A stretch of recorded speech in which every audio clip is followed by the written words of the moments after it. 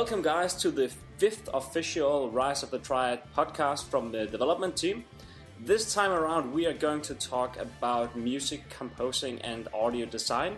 And with me here today I have some extraordinary people. First of all, we have Terry Nagy, CCO of Apogee Software. Hello.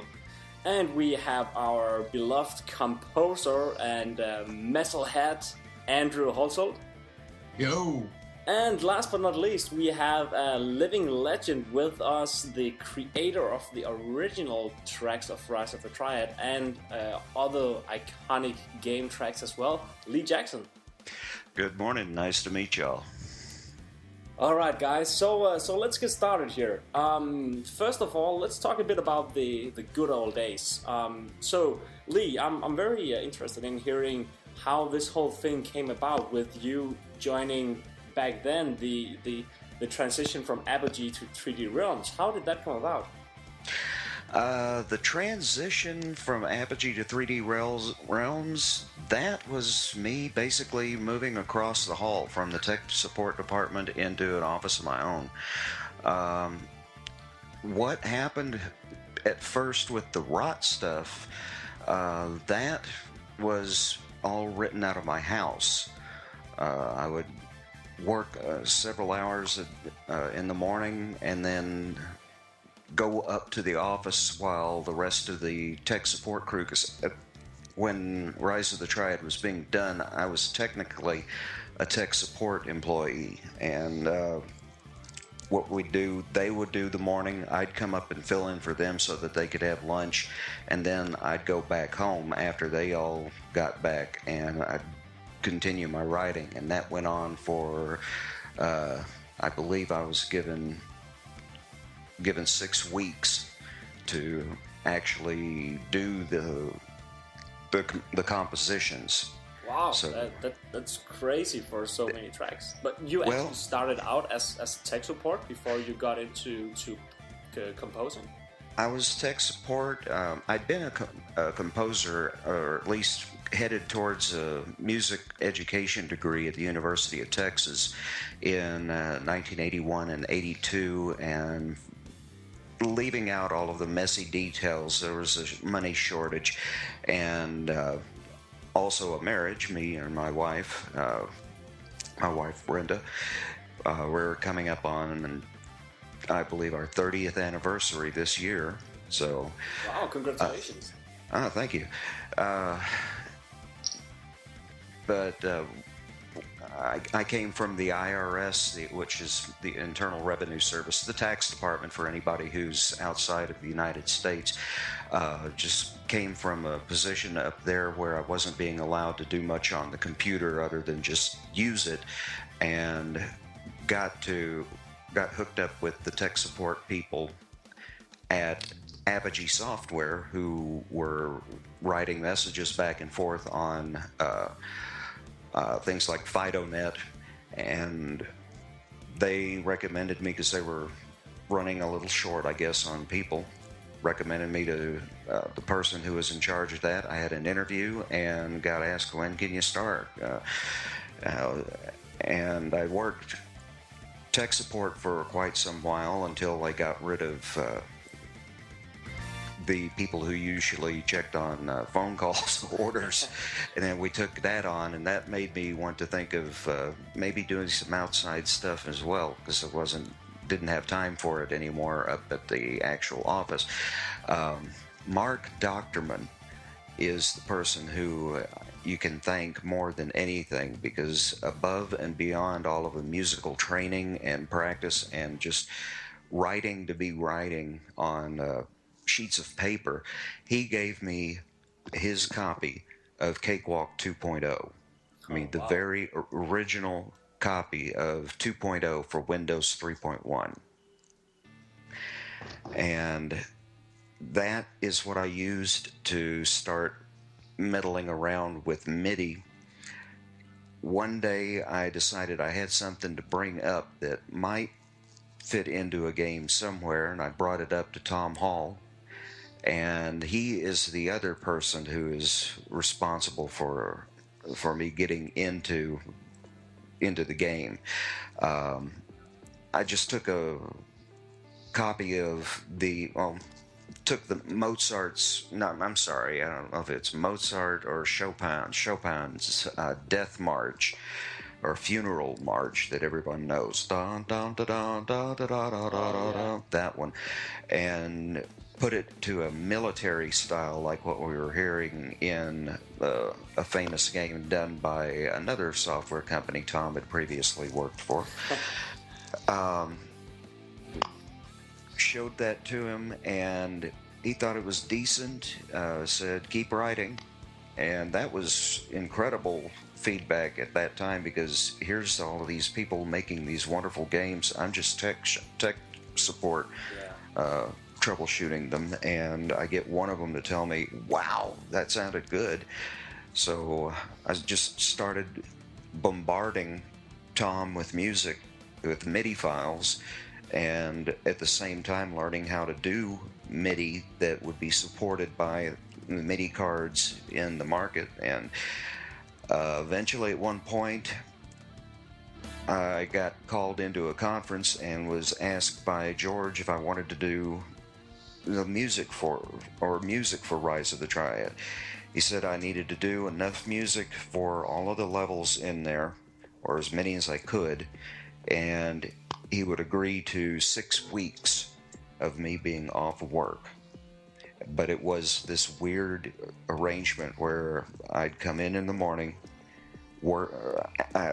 come into my own little studio at home in the morning, work out of the house for a couple of hours, and then when it was time for everybody up at the tech support department to go to lunch, I'd go up there and cover for them. I'd answer all of the phone calls, and then when they got back, I'd leave and go home and continue music writing. And they gave me 6 weeks to do that in. So everything that was written there, it was it was a pretty big rush, you could say. Yeah, I can imagine. General MIDI made it a lot easier because that's all that I was writing for at the time.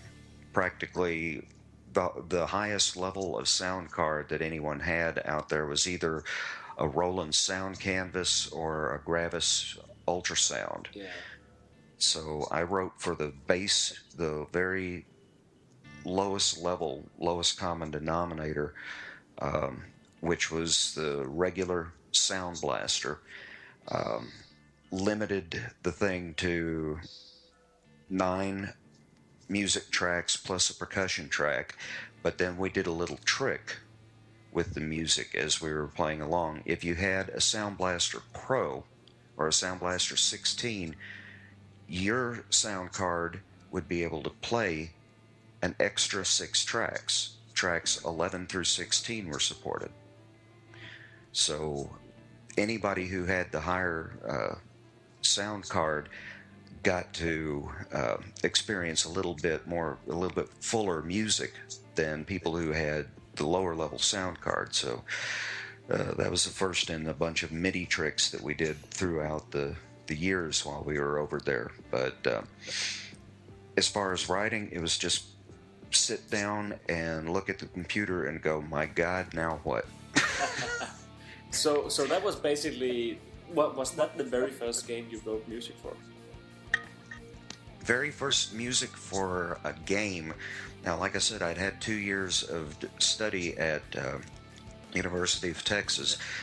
I'd also marched with the Drum and Bugle Corps for a year and did some compositions for the keyboard section along the front line. We did some other just competition, composition, trying to get people to play my music, and actually only managed to get one piece played. It was an arrangement from a Beethoven piano sonata for brass instrument, but no, the Mark Doctorman got me going on the music side. Tom Hall got me going on actually using that music. Yeah. and that's how it all started. And it ran for 6 hellaciously busy weeks. I mean, I was pulling some very long days, and since I didn't drink coffee at the time, my budget for Diet Coke was very large back then. That sounds like me. Diet Coke budget is way too high. Mm-hmm. Yeah, Terry doesn't like that. I'm pretty sure of that. But that actually reminds me of you know, the way you transition from tech support basically into being a composer. That is very resemblant of how we have been working with one of our guys. You know, we actually also have a tech support guy, Eric, who then after a couple of months started slowly getting into 3D art and actually made one of the trees we have in the game. So it's actually a really, really good way of slowly getting people into the business and giving them some different opportunities. It's one way. I don't know how well it is nowadays, since tech support departments are full of people who want to try it that way. And I'll tell you this, there's enough frustration if you're doing more than just tech support to really make you go absolutely insane. I mean, we were playing what we call drops in the middle of phone calls. Whenever we'd get a person who we knew was a troublemaker on any of the tech support lines, one of us would load up a VOC file and play it, something like something of that sort, just being Monty Python-ish about the whole deal. But the transition didn't actually come after ROTT. This was just a 6 weeks and that's it situation. Is after 6 weeks I went back to doing tech support 24 hours a day. 8 hours a day, but that was my job. I had no contract for doing music anymore. So when did it actually happen that you got hired full time at 3D Realms to do future music, like Duke Nukem 3D, for instance? Well, it was 1996, January. I'd been bringing up other kinds of music. Again, this was a case of just throwing as much as I could and hoping that it sticks at something. You know, throwing mud against a wall, hoping that it stays there. And the mud that I was throwing were tracks for MIDI still, and also learning tracks for trackers, mod files, which are not something that's used that much today, at least not that I've heard of or seen. But anybody who was in what they call the tracker scene back then and remembers groups like Future Crew and composers like Purple Motion, that was just a golden era for anybody who wanted to make music. All you needed was a sample which you could get from anywhere, and then you could play it back using a tracker program that up until that point, sample playback was just incredibly expensive. I mean, you needed something like a Fairlight CMI, which cost hundreds of thousands of dollars, and only people like Thomas Dolby were able to afford the things. But now, all of a sudden, bang, here's Impulse Tracker, bang, here's Multi-Tracker, Fast Tracker, all these little programs, all incompatible with each other except for one standard, the mod file. And I would just bring those up, let them listen, and he would take them, George would take them and let other development teams listen to what was going on. And of course, the development team for Duke 3D was downstairs from where we were in the tech department, and I just did whatever I could to convince George that I was in the wrong place. I needed to be doing music instead of answering phones. And you definitely did something right. That's for sure. You know, now you have become this legend, and you know everyone out there knows that Duke Nukem 3D Grab Bag is probably one of the most recognizable tracks in all video game history. Thank you. I'd like to go to Terry here, because Terry, you worked at Apogee from '93, right? I think it was 90. It might have been 95. 95. I remember Lee doing a lot of that stuff. Yeah. So how was your first encounter with Lee? Or when, should I say? Wow. I was going up there a lot beforehand anyway, and I think we had kind of talked here and there. I really didn't get too much involved with Lee until after he got his own studio at the office there. He actually had a really, really nice setup in there, and I remember walking in and watching him do the Impossible Mission theme for Duke, which was the Mission Impossible theme for the expansion pack for Atomic Edition. Yeah. And I remember I really, really enjoyed that song. I played it like crazy, and at the time we had just got some. I was able to finagle a deal with Klipsch Audio, and got a whole bunch of really cool speakers in from them, and we had a really big net TV thing set up, and I was playing his song really loud in the studio one night. And people were complaining because it was so damn loud. But then I also remembered he was working on the theme for Shadow Warrior, and I love that theme. The Lo Wang rap, and I walked by his office, and I was like, "Hey, that sounds like Stomp," and he's like, "Oh my God, I can't believe it! You're the only one who's figured that out."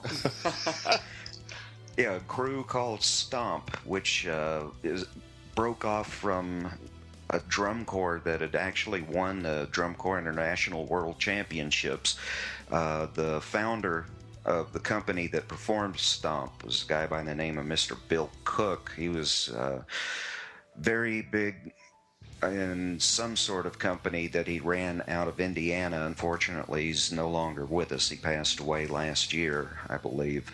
But he decided to take what he was putting out on the football field and instead try and bring it into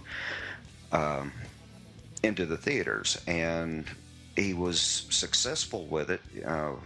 He was getting performances over in England. Then they brought it over to Broadway, of all things, and wound up winning a Tony for Best Music in a show for that particular year. But the music that they did was almost all percussion based, or at least for some parts of the program. The other parts used bugles, trumpets, anything but a trombone in some parts. Other parts were really just trombone solos. And you had visuals, you had synthesizers going on at the same time, and that's where this fusion came in. How do you get that to come out of somebody's game? And that's one of the things that I worked on for getting the music in Shadow Warrior going. There's a large amount of percussion in Shadow Warrior in some of those tracks. We had a Child's Play event where we sit down. It's usually once every 3 months where we sit down and I do like a playthrough of a classic game where I play for almost 24 hours until the game is basically done, and we have a lot of viewers online and we talk to each other over the team. And the last game was actually Shadow Warrior, and I think some of the stuff that got the most comments were the music, and I actually had the CD in the drive, so it played the CD track versions of the tracks, and they sound so good. There was a little bit of weirdness with that. They weren't able to put out a CD track, of course, for a shareware version. This is kind of, I think, right around the time that shareware started getting away from BBSs and started becoming discs that you'd find at your local computer store, Fry's, your mega stores that were popping up in the area, because it was just too big to download with a modem, and the internet hadn't really fully got itself set up yet. So the shareware version of Shadow Warrior has songs in it that are played back by MIDI, and unfortunately, due to time constraints, I didn't have time to make those songs into Redbook audio songs. Redbook being the technical name for just plain old CD audio. Create a WAV file and then burn that onto your CD, and that's Redbook CD. Big deal there. But the transition meant that I couldn't have a lot of the stuff that I was using on the finished project out in the shareware. And like I said, there wasn't enough time to do one or two songs from the shareware for the full release. So a couple of people questioned what happened. It took a little bit of explaining to tell them, well, times are changing, and what you get is Redbook audio on the fully purchased project, but you're going to hear MIDI audio, or at least MIDI music, on just the shareware version. And from that point, that's where I believe shareware versions of games started making the transition over to your local big box store. And speaking of this, it kind of brings us to the sort of the present day, because after this, Lee, you stopped doing music for 3D Realms, since they after Shadow Warrior they had Duke Forever, which is a whole other story. Right. Did you ever get to do any or prepare any tracks for that, or was that basically where it ended, so to say? I did some. I can't really say much about it. There's some legal issues I just can't talk about. But I did do one track that got carried over, which was a Redbook audio version, or an MP3 version. That's another transition we're dealing with in the Duke Nukem Forever era. But it was a Redbook, an MP3 version of something that sounded like the David Letterman, Jay Leno band playing Grab Bag. Oh, nice. So I guess that was the something that sounded a bit like the 2001 trailer, right? The 2001 trailer, that's another subject completely. No, this actually made it into the released game. As Duke walks out onto the stage of his talk show, that music is going on in the background. That's the one thing. Wow. The one thing that I know of that actually made it into the game. The stuff that happened happened in the 2001 trailer, that is a controversy that has just kind of rumbled underneath the Grab Bag ever since its inception. What happened was I wrote up Grab Bag, did it in a heavy metal style after listening to 6 hours of tapes and 6 hours of CDs, and then just started putting things together, pulling them out of the air, just little snippets, instances of songs that I thought sounded like heavy metal, and that's why the name of the track is Grab Bag. I had to come up with some sort of name for it, so that's why I called it Grab Bag. It is a grab bag of different styles from different groups, and it developed a life of its own. But the problem is, I wrote that song in a key that your normal guitar can't play. I think you have to down tune the low string by at least one, maybe a full step, possibly a step and a half, in order to hit the lowest notes on this. And a lot of people weren't going to do that. One person came up with a version that changed part of the music. They did their own little rewrite of it, one-person studio rewrite. But what he did was he changed what was a transition from a minor chord to a minor chord, made it from a minor chord to a major chord, and it's hard to describe what that is without actually having it going in the background. But what you can do is compare the Megadeth version that was put out to the version that is on my YouTube page, and you'll be able to tell the difference within the first 30 seconds after the introduction. Let me do a little bit of horrible singing here. The real theme is da da da da da da da da da da da da da da da.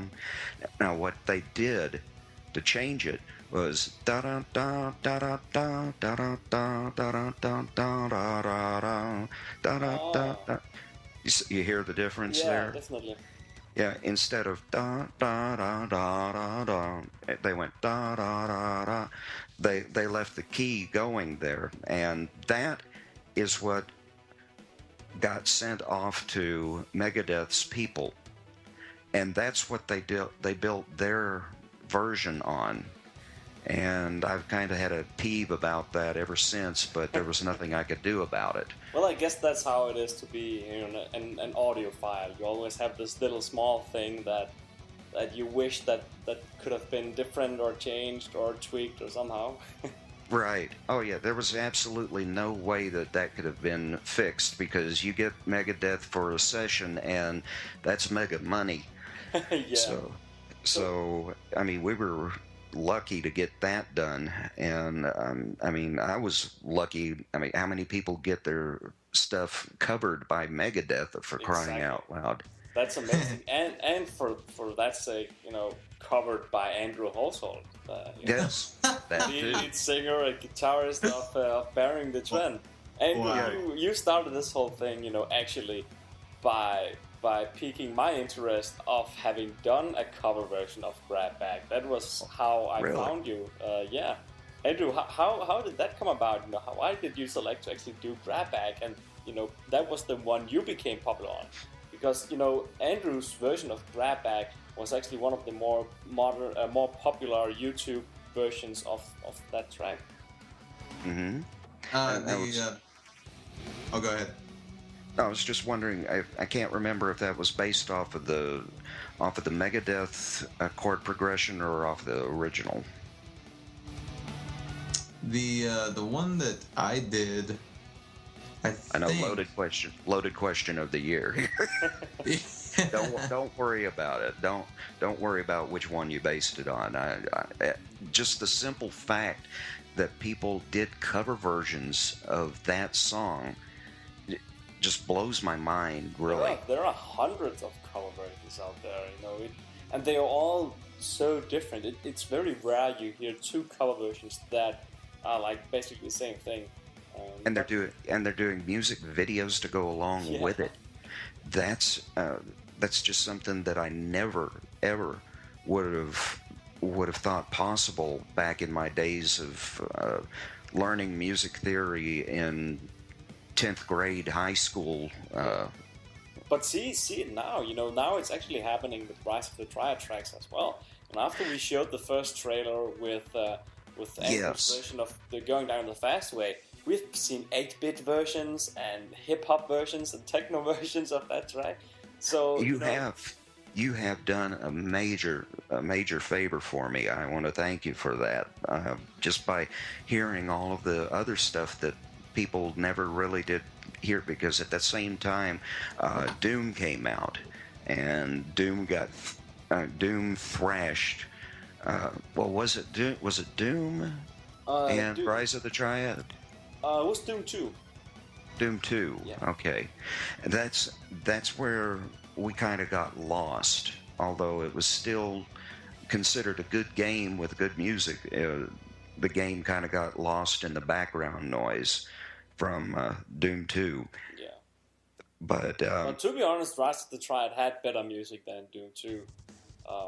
That's just a fact. It's But just a fact. I leave that open. I'm not going to say anything about that. I mean, I still found it hard to believe that I was sitting there doing what I wanted to do all my life, which was write music. The only thing that made it a little bit hard to deal with was the fact that I had to do sound effects. yeah, That was part of the deal. I had to do the music, but I had to do sound effects as well. and that's a whole different area. Whole different area, and with the delays that went in, and the fact that I was being told, hold off on the music, we don't know how many levels we're going to have, we don't know what format we're going to put it out in, are we going to use this engine, and I was left with writing sound effects for things that might not be in the game 5 days later. Yeah. And that just literally played mind games with me, and that's at the point where I can't talk any further. But it absolutely drove me crazy. There are some people that are, that love the composing side, but the audio side is more or less the chore side of it. But Andrew, going from Lee Jackson, because your world kind of collided with Lee's world when you did you did a remake of his version of Grabback. Andrew, how did you start out with that track? Well, that was whenever I was, whenever I was running around on the forums, because I had seen that you had made some more popular gaming headlines with a little remake on the Duke Nukem 3D Reloaded, or as it was called, Next Gen at the time. Yeah. And I was like, man, that'd be really cool. Something I've always kind of wanted to do is just do the whole music, or the music for video games kind of thing. And nobody does just like hardcore original tracks just for the game stuff. A lot of it's just ambient. Yeah, or orchestrated, scripted. Yeah, that too. Like just big orchestrated, which is cool. Both of them are fine. They're great. They're all right. But like I'm just the old school gamer type. So I was like, I just got some new gear. I got a couple new guitars. Hey, let's have some fun and just remake something and just send it to this guy and let's see what happens with it. So I uploaded it to YouTube and sent it over to you, and you were like, awesome. or better yet, it was, that is very good, Andrew. Do you have any more? That sounds more like Daniel, though. Man. I think the version that I went off of was your original version. I can't remember. I'd have to listen to it again. It's still, I think it's still up. If you have the solo section in the middle of it, that's probably my version. That's one of the things that didn't get copied or covered in the Megadeth version. They didn't have a keyboard player, and right after wouldn't allow that. Yeah, well, right, and he didn't do much in the way of a solo, or at least not a whole hell of a lot in the way of a solo for a bridge or a center section. But the original version had two solos. Actually, it envisioned, if you look at a real live band, picture a real live band playing that song, I had two guitars playing off against each other, and right at the beginning of the solo, one of them was supposed to be playing da da da da da da da da da da da, and then the next guitar comes in da da da da da da da da da da da, and then you've got the two going back and forth, and then they meet up at the high point right at the end of that part of the solo, da da da da da da da da, and then that's where the keyboard solo comes in. Which is really very, very, very heavy, Wakeman influenced. There is an album called Criminal Record by Rick Wakeman. If you haven't heard it, you're doing yourself harm. Go and listen to that album now. I mean, it's one of the best keyboard albums that's ever been produced. But I put in a keyboard solo that was just straight 16th notes almost all the way through, arpeggiated, very, very difficult to cover by anybody, and anybody who even tried to work that, I give 3 thumbs up if I had a third hand. But if you hear a keyboard solo, then that person probably based their cover off of my original, because there was no keyboard solo in the Megadeth version. Yeah. Andrew, after this, you and I got to work together, and when we were able to get funding for Rise of the Triad, we of course asked you if you wanted to do this insane task of doing fully instrumentalized and remade versions of as many tracks as we have levels of Lee's originals. So the most popular track of Rise of the Triad was Going Down the Fast Way, and because that was the one most people heard, and it was the one from the first level in the shower version, and it was the one from from Into the Castle of the Dark War. When you did that, Andrew, and when you approached that track because it was also your first track for this game, how did you approach that? Did you listen to the track over and over again, or did you analyze it, or how did you do it, Andrew? I listened to it quite a bit, that's for sure. I think that was, you guys gave me like 3 or 4, no, you gave me like 5 days to do it. No, maybe it was 3, I can't remember at the time. That sounds familiar. But, it was, God, I remember just going over to my girlfriend's house at the time, just thinking, oh my God, I don't even know where to start. I don't know what drum program I'm going to use. I don't know if I'm going to use real drums. I don't know if I'm going to use this guitar. What am I going to do? So I just stayed awake one night on a Wednesday till like 4 in the morning, like just hammering this thing out. And then I think I sent you a copy of it the very next morning. And I think you guys approved it. But I can't remember if we went back and like we revised anything. I don't think we did. You sent the entire build-up, just to the very, very end of the build-up where the track kicks in. And when I heard that, because it builds up and up and up, you get super excited, and then the track just got cut off. I was like, no, Andrew, you can't stop here. This is awesome. We have to build onto this, yeah. Anything that gets somebody to go, no, please don't stop, more. You got yourself a hit there if you hear that kind of stuff. And that was because it sounded, every single note of the build-up was spot on, but it was just this. It sounded like a guitar player just going crazy, and keyboards on top of it, and the drums, and Andrew, I think you went back and revised the build-up, but only because you self wanted to do some more stuff with it. But that was when the rest of the track was actually done. Yeah, absolutely. The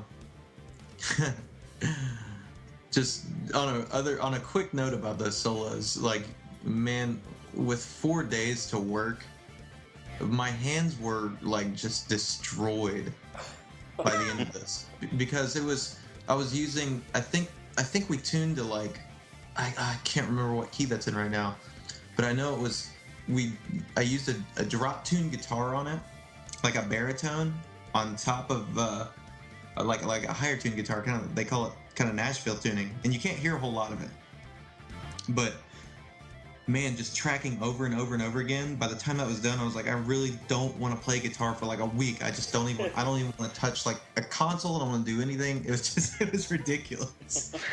I can imagine, and that's where the difference comes in, is when I originally wrote it, that's how it got played by the computer I wrote it by sticking the MIDI commands into the computer, and the computer did all of the playback for me.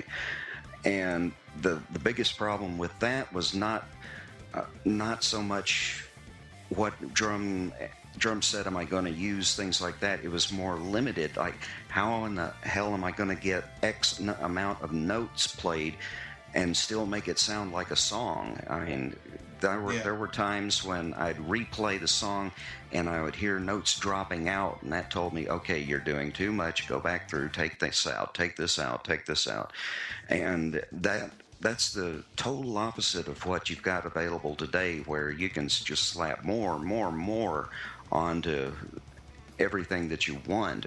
And since it's going to be a straight playback and you're the person responsible for the playback, again, I have to give you thumbs up on that, because that is a hell of a lot harder than actually the way that it was played back in the original, if you can call it played back in the original, because it was just performed on the spot by whoever's card. And if you had the wrong kind of sound card, you didn't get to hear the music the way that it was originally intended. And that's something Andrews can actually, and these are instrumented, instrumentalized tracks. Andrews could actually potentially, play these tracks with his band, and it could sound almost as good as the CD quality, so to say, which is really, really cool. We've talked about this before. If we ever have a release party or something, well, that it is CD quality. I mean, if he's recording what he's doing. Yeah, totally. I believe you told me you were using the mastering program that came with your FirePod or whatever, something by PreSonus. No, what I'm actually program? No, I was using the mastering stuff that came in Studio One, which it's still on about half of the software, but what I eventually started using just as a little more expansive, there's a couple things that I needed that weren't exactly attractive, and PreSonus was some spectrum analyzers that just got really in depth, but it's Isotope Ozone 5. Oh yes, that's the mastering stuff that I'm using now. That's expensive stuff. It's good stuff. Yeah, that's why it's expensive. that's why, I don't think that's why it sounds so good. I think it's Andrew's awesome skills that I just imagine whenever Andrew's doing a track. I'm imagining him sitting with his guitar and playing all these tracks, and then puts his record, and then he goes to the drums, and then plays also the drums, and then goes through all the instruments. That's how it is in my mind. But I know most of it is just Andrew sitting with tracks on his computer. And what it really boils down to is after every time I get done with a guitar riff, I stand up and I flex really hard. And then it makes itself. Got to show off in front of the mirror when you're doing that, right? It just becomes more metal that way. Oh man, yeah. Now you've said that you've included some sound libraries. What sound libraries are you currently using? A lot of it's Native Instruments, Complete 8. That's what a lot of the library is. Okay, which collections have you been using? God, I won't give away too many secrets on some more. Gotcha. But there's some stuff from the legacy instruments on Complete, like the strings, the brass, all that stuff is legacy instruments. There's a few things that I used outside of that from I want to say it was Vienna. I can't remember right now. The sound fonts from SF2 files, SFZ files. Yeah. Okay, those are leftover sound font files and created in Vienna. I did a lot of that with the playback on the later songs, because Cakewalk Sonar was able to load those into memory on its own as you started up the project. That's actually what I used, or what I started using whenever I first met Fred. I was Well, it was actually the very tail end was Sonar. I was using Sonar right at the very tail end of it because I'd used it since I was like 12, 13 years old, trying to record, amazing records in my bedroom with a USB mic. Right. It's a cool program, but like I needed something with more speed kind of stuff. So after a while, I was looking around and I found Studio One. And Studio One, I've had very, very minute crashes unless I was just overloading the program beyond belief, which I've done a couple times with these guys. But that's about it. That's where you've got the definite advantage, because you can play the drums, the guitar, all of that stuff. The things that I did, like I said, I didn't play them in. I moused them in. I would have to put in a note and specify the volume, the expression, sometimes using, like a pad, like a Wacom pad, to draw in envelopes. Draw in automation? Yes, and we had some of that going on some of the songs for Shadow Warrior. And my instrument background is definitely not rock. My instrument background is on the classical side, because I grew up playing bass clarinet in junior high school and then moved over to a bassoon and keyboard percussion in high school.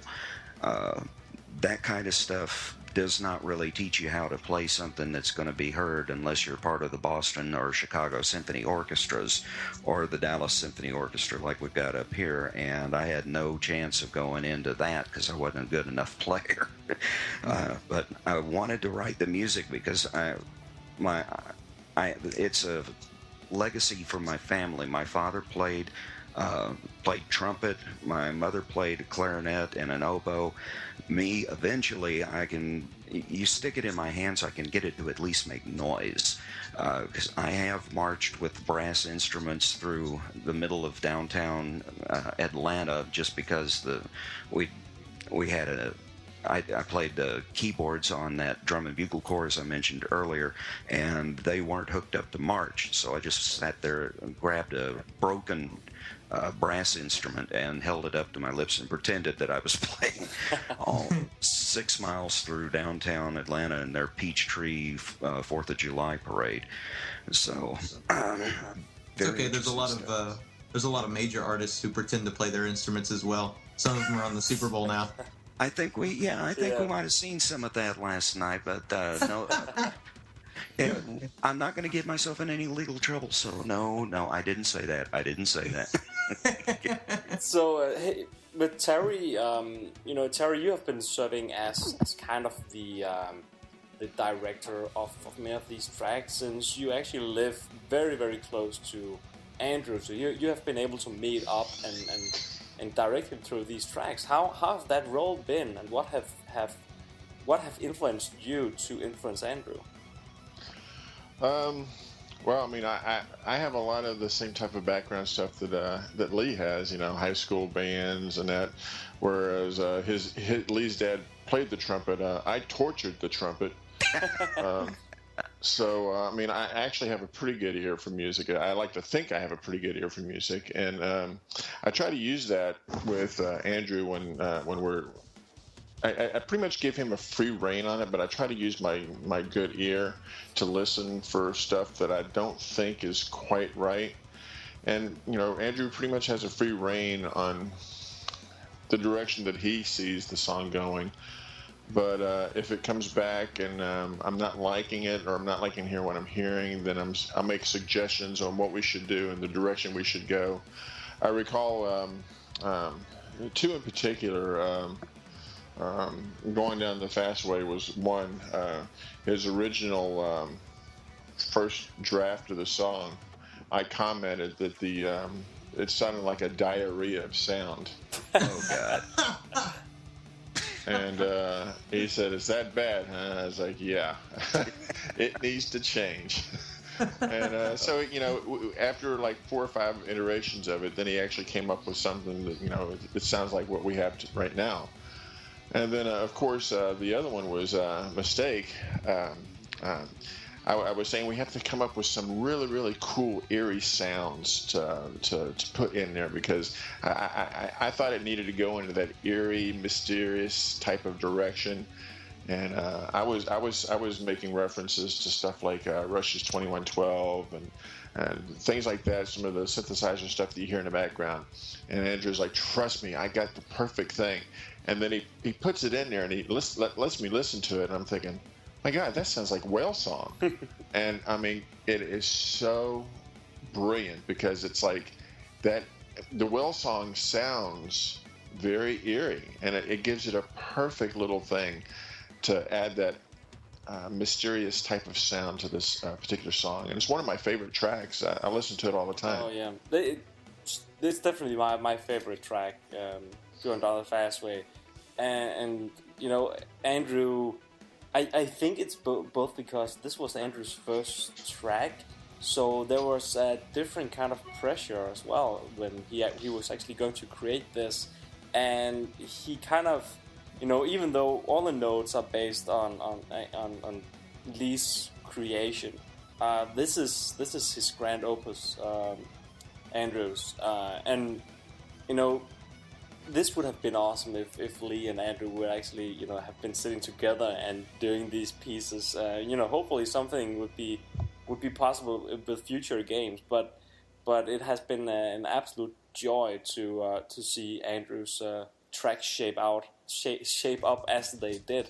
Yeah, I actually recall he and I went up to a local watering hole here and had a beer or two, and he wasn't as calm and collected as he was now that when we go out and have a drink.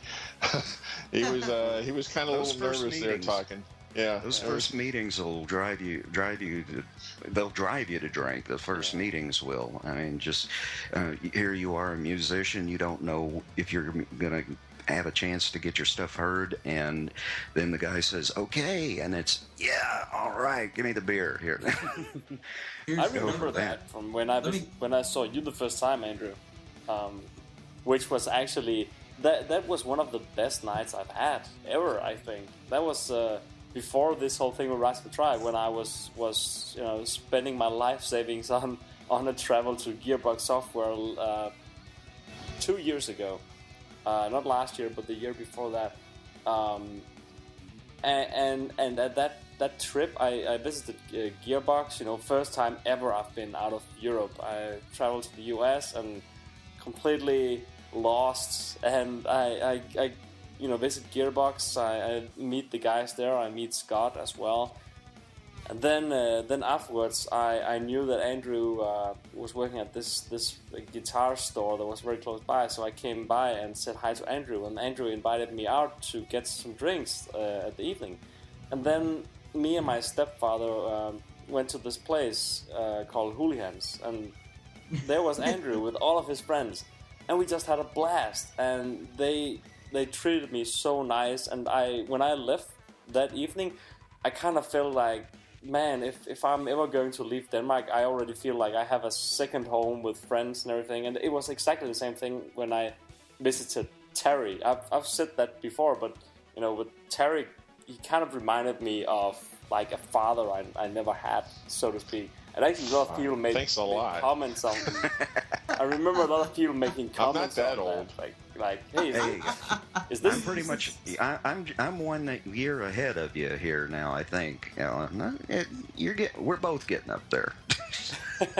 Is this like 3 for 3, Terry? You've had the whole old thing pulled up on you on all 3 podcasts, like the last 3. All I'll mention is during the developer meeting we had today, all these young people were talking about their ailments, and I said, hey, as soon as you start discussing your ailments, you guys are old. Yeah. Oh, yeah. Yeah, if that becomes the group topic, yeah. Now, if you're the only one stuck with it, that's a different problem, and that's one that unfortunately I've been fighting my way through. The case of bronchitis right now, I've been trying to hold the coughs back. There's been a lot of use of the mute button, but just that, and just anything. If you've seen out on the web, been on leave, let's put it that way, for physical and physical reasons, just trying to get healthy now. So that did have a big part in why I haven't written any music in the last few years. Working on trying to get back to it, and unfortunately health keeps interfering and getting back towards it too. So so tonight's conversation has just been wonderful. It's been a real blast to talk to y'all. And it's so good to have you on board. We have plans to release an unreleased song from Lee Jackson that was slated to be released with the original Rise of the Triad, but wasn't. So we're going to release that with the new version of Rise of the Triad. So that's a little caveat for Lee right there. That could be really cool, yeah. And very nice. and the new game. And you just have to know that you're always welcome here in our little humble family here while we're still starting up as a new studio, and hopefully we can carry the torch from both you and the Apogee legacy. But I just want to say thanks to all three of you for joining this podcast. And to all the fans listening, thank you for joining in as usual, and we will see you again next time.